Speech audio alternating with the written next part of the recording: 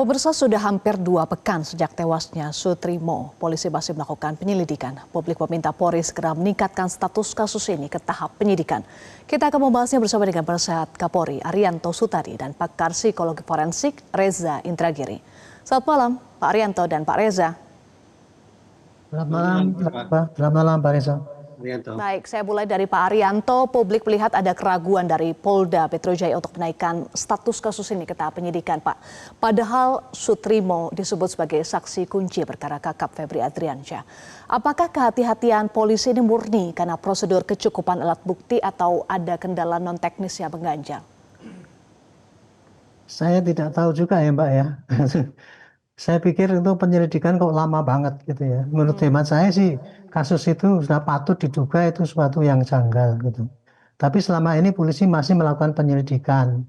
Diawali dari dulu Mbak ya, masalahnya itu ketika mayat itu ditemukan, itu kemudian kan langsung dibawa rumah sakit dan kemudian langsung dibawa pulang ke wilayah sana. Sehingga polisi tidak sempat itu mendeteksi ataupun memeriksa penemuan mayat itu.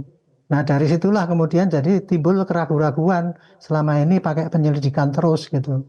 Padahal kalau seandainya kita itu bisa mengumpulkan alat bukti, 2 alat bukti aja yang patut diduga orang ini memang patut matinya tidak wajar, itu maka polisi bisa langsung masuk ke penyelidikan. Sehingga secara maksimal dia bisa mengumpulkan barang bukti yang bisa didapat dengan sedikit pakai upaya paksa, yaitu seperti otopsi maupun ekshumasi.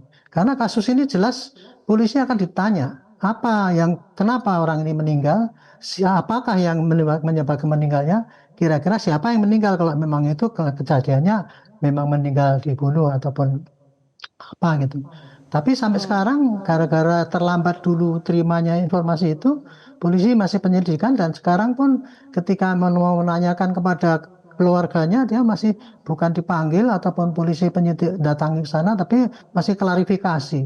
Nah itu kan jadi lambat banget itu informasi yang masuk itu. Jadi makin lama terlambat ini ekshumasi makin lama makin menyulitkan nanti untuk mendapatkan data-data yang signifikan untuk mengungkap ini kasus ini meninggalnya kenapa. Jadi saya kira gitu ya. Memang ini menurut saya sih cukup terlambat gitu kalau polisi tidak berani langsung menerapkan penyidikan karena tanpa penyidikan itu polisi tidak melakukan pengumpulan data atau alat bukti yang maksimal gitu.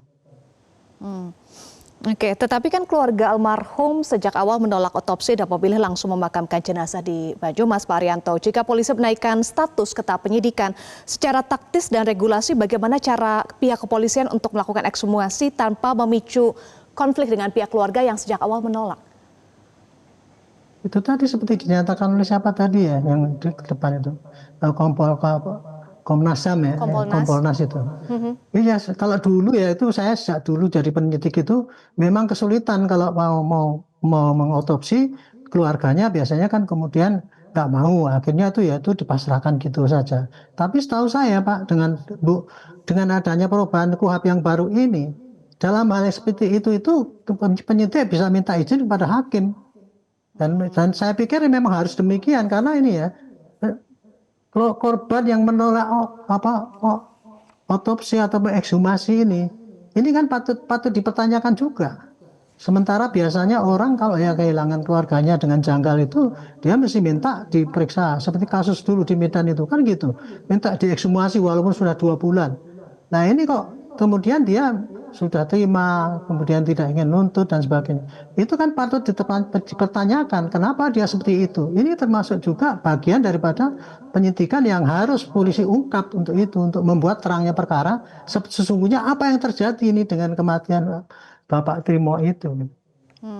Baik, saya ingin ke Pak Reza. Pak Reza, dengan waktu yang semakin lama ini dan kondisi bahwa jenazah almarhum Sutrimo saat ini sudah dimakamkan hampir 2 pekan di Banyumas.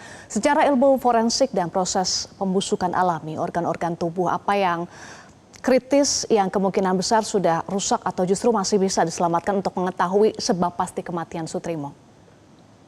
Pertanyaan yang sangat penting, sangat relevan, tapi itu sepatutnya diajukan ke kolega dari kedokteran forensik. Sementara saya sendiri, saya tidak menekuni bidang kedokteran forensik, tapi saya di psikologi forensik. Seandainya pertanyaan bersangkut paut dengan perilaku dan proses mental, mudah-mudahan saya akan bisa memberikan tanggapan. Tapi terkait dengan jasad, terkait dengan proses kimiawi atau apapun yang berlangsung di tubuh almarhum Sutrimo, sayangnya saya tidak bisa memberikan tanggapan. Baik Pak Reza, mengingat saat ini polisi masih bertahan di tahap penyelidikan, seberapa besar hambatan hukum bagi penyidik jika statusnya tidak segera dinaikkan ke penyidikan, terutama terkait dengan hak melakukan tindakan hukum paksa seperti ekshumasi dan otopsi? Sudah barang tentu langkah yang harus dikedepankan adalah meyakinkan keluarga almarhum bahwa proses penegakan hukum dilakukan untuk kepentingan semua pihak.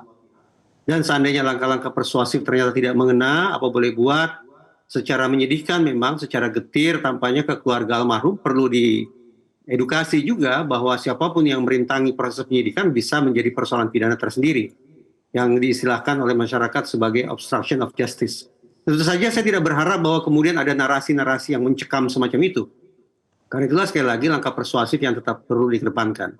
Namun apabila ternyata tetap tidak ada jalan yang bisa dilakukan atau ditempuh untuk membangun saling pengertian, baik itu antara otoritas penegakan hukum maupun dengan keluarga almarhum, maka apa boleh buat demi kepastian, kemanfaatan, dan keadilan plus kemanusiaan, langkah yang lebih asertif memang harus dilakukan pada akhirnya. Karena ini bukan semata-mata menyangkut masalah almarhum Sutrimo, keluarga almarhum Sutrimo, tidak itu, tapi ini menyangkut kepentingan kita bersama.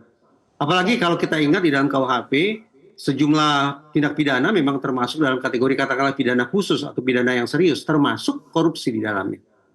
Jadi kita tidak punya pilihan untuk terus mendorong otoritas kepolisian untuk mengambil langkah yang saintifik, sebagaimana janji Kapolri bahwa setiap kasus akan ditangani lewat pendekatan saintifik. Dalam konteks ini yaitu lewat otopsi atau ekshumasi. Juga bandingkan misalnya, pada bulan April atau Mei lalu, ada 2 orang pekerja rumah tangga yang terjun bebas dari bangunan lantai 4, 1 meninggal dunia, 1 cedera parah. Juga di kawasan Polda Metro Jaya. Yang dilakukan oleh kepolisian saat itu sangat istimewa, bahwa polisi melakukan visum dan juga melakukan otopsi. Sampai kemudian majikan dari kedua pekerja rumah tangga itu ditersangkakan. Saya tidak tahu berlangsung sampai ke pengadilan atau tidak, tapi paling tidak diinformasi pemberitaan sampai ditersangkakan. Nah, kalau kita memandang bahwa peristiwa bulan April itu saja serius, polisi juga mengambil langkah sigap melakukan otopsi, maka untuk peristiwa yang sedang kita perbincangkan, yaitu tentang mega korupsi, 3 kasus mega korupsi, maka sudah sepatutnya otoritas kepolisian memiliki sense of urgency, perasaan keterdesakan yang lebih tinggi lagi. Sehingga tanpa harus menunggu sampai menjadi polemik berkepanjangan, polisi langsung mengambil langkah saintifik melakukan ekshumasi. Tapi saya mencoba membangun tafsiran positif bahwa sudah 2 minggu berselang ini bukan cara otoritas penegakan hukum mengulur-ulur proses penegakan hukum. Tapi barangkali memanfaatkan momentum agar perhatian publik terus saja melekat pada kasus FA, dan ketika publik terus memberikan atensi pada kasus ini, mudah-mudahan itu akan memompa stamina otoritas penegakan hukum untuk melakukan pengungkapan secara tuntas, menyeluruh, objektif, dan transparan. Itu tafsiran positif saya. Baik, ada 2 poin tadi yang disampaikan soal sense of urgency dan juga keluarga korban yang perlu diedukasi. Saya ingin ke Pak Reza lagi soal keluarga yang perlu diedukasi, tetapi kan keluarga korban itu sangat cepat ya menyatakan ikhlas dan menolak otopsi di awal. Dari perspektif Anda, Pak, apakah sikap pasrah keluarga ini bisa dibaca ada dugaan atau ada indikasi tekanan dari pihak luar? Tanpa harus kita bicara tentang faktor tekanan eksternal, memang tidak bisa kita juga sangkal bahwa ada pertimbangan-pertimbangan budaya, pertimbangan-pertimbangan agama yang membuat jasad tidak sepatutnya untuk katakanlah dibedah atau sejenisnya. Juga ada nilai-nilai yang harus kita pahami juga bahwa ini menyangkut kehormatan dari seseorang yang sudah meninggal dan kehormatan keluarga yang sudah berpulang. Nilai-nilai semacam itu relevan tanpa sekali lagi kita bicara tentang adanya tekanan eksternal. Tapi kalau kemudian kita coba buka ruang spekulasi seberapa jauh adanya faktor eksternal turut mempengaruhi sikap keluarga almarhum Sutrimo, itu juga menjadi satu hal yang masuk akal.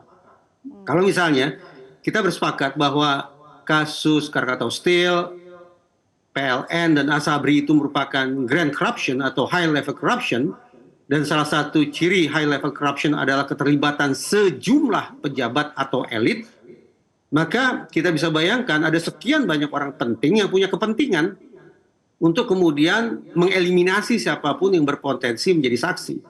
Saya tidak tahu apakah Sutrimo tercantum dalam daftar nama sebagai saksi atau tidak, Tapi sekali lagi, dalam grand corruption atau high level corruption yang dilakukan oleh sekian banyak petinggi, ada kepentingan untuk melakukan eliminasi terhadap hal apapun yang bisa semakin menyudutkan mereka. Baik. Nah, termasuk kemungkinan menghilangkan barang bukti, merusak CCTV, menghilangkan saksi, hengki-pengki dengan otoritas penegakan hukum. Cara-cara mitigasi resiko semacam itu memang harus dilakukan sebagai bagian dari sebuah kejahatan yang sistematik sekaligus kejahatan yang terorganisasi secara baik. Baik, saya ingin kembali ke Pak Arianto. Soal yang disampaikan Pak Reza, salah satunya adalah sense of urgency.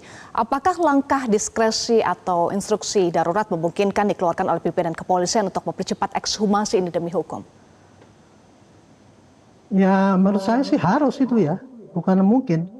Karena ini saya pikir kita ya gini ya, polisi itu berangkatnya ya kalau dari suatu kejadian, itu pasti kalau ada orang meninggal, ada orang luka, ada orang kehilangan barang itu, mesti tendensinya akan dicari ini apakah akibat daripada tindak pidana apa tidak. Pasti cuma gitu berangkatnya, Bu. Nah, untuk mencapai ke situ, kita polisi harus mencari alat-alat bukti yang untuk yang mengatakan bahwa itu sebagai suatu tindak pidana. Walaupun alat buktinya itu belum sampai kepada siapa tersangkanya, tetapi bisa menemukan bahwa ini patut diduga sebagai suatu tindak pidana. Contohnya lah, kalau dalam kasus Pak Trimo ini, ya memang kita nggak tahu siapa yang bunuh maupun yang terbunuh, tetapi kok dia kemudian meninggal, kemudian kok kebetulan dia berkaitan dengan seperti tadi itu dari saksi utama di sini. Itu jadi orang yang bodoh saja bisa menganalisis itu bahwa itu mungkin ya ini bisa patut diduga sebagai cara menghilangkan barang bukti. Karena ini ya, ini kasusnya yang sangat terkait kan dengan TPPU itu, temuan barang yang ada di tempat sana itu.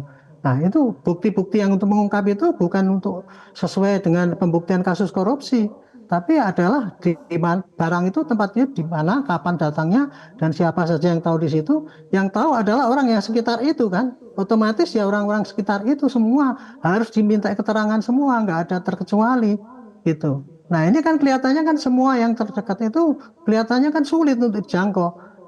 Bahwa meninggal sudah jelas mestinya diotopsi langsung dikirim ke sana. Kemudian itu diketemukannya aja di tempat yang sudah rusak itu TKP apa kantor yang sudah tidak berfungsi sehingga bisa dipatut diduga CCTV yang ada di situ tidak berfungsi itu. Kemudian apalagi terus kemudian diambil langsung dikirim ke sana itu kan patut menjadi suatu kecurigaan. Kalau saya sih itu kecurigaan itulah yang bisa menimbulkan bukti awal itu sebagai suatu tindak pidana, maka harus ditelusuri, didalami lagi dengan kenapa orang itu meninggal yaitu dengan otopsi itu tadi. Hanya pakai penyidikan lah otopsi itu bisa dilakukan. Kalau penyelidikan nggak akan mungkin itu, Bu, untuk dilakukan otopsi atau apalagi ekshumasi. Ini bisa dilakukan jika naik ke tahap penyidikan ya. Baik, terima kasih Pak Arianto dan Pak Reza. Kita nantikan bersama apa langkah dari pihak kepolisian. Terima kasih sekali lagi sudah bergabung bersama kami di Prime Time News. Jelajahi cara baru mendapatkan informasi. Download Metro TV Extend sekarang.